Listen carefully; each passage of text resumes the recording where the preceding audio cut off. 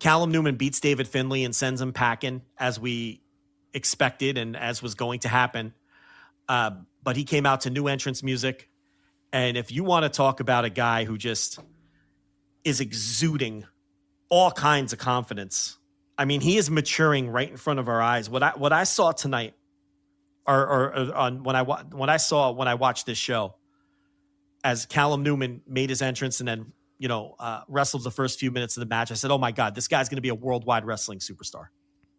Now I am now convinced of it because he now very clearly has the confidence, and he's 23 years old. He came into this company at 20 or 21, gangly body. We knew all the things that we said about this guy when he came to the company, and people who don't have the vision were burying him. He's too thin. He's no good. This and that. He's 20 years old.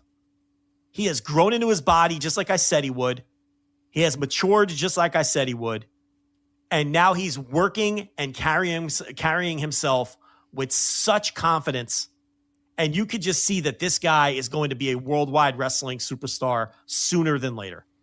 By the time he's 26, 27, he's going to be IWGP champion, or he's going to be in AEW working his way up the card to feud with company ace Kyle Fletcher or whatever the fuck.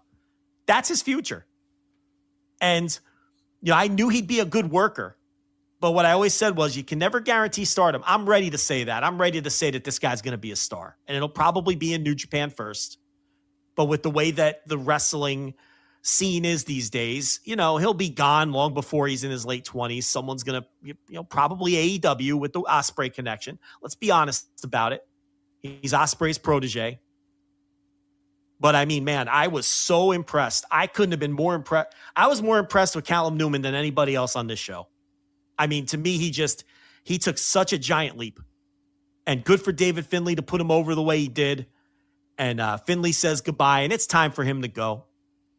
He had a nice little run in New Japan, almost a decade. It's time to move on. Adios. Not going to miss you. I think it was more than a decade, actually. I think he came in 2015. He felt stale as hell at this point. There's nothing else you can do with David Finlay. If you weren't going to make him champion, there was nothing left to do with him. Let him move on. And hopefully he goes on and makes 7 figures somewhere, and I'm sure he will. So good for him. But it's time to go.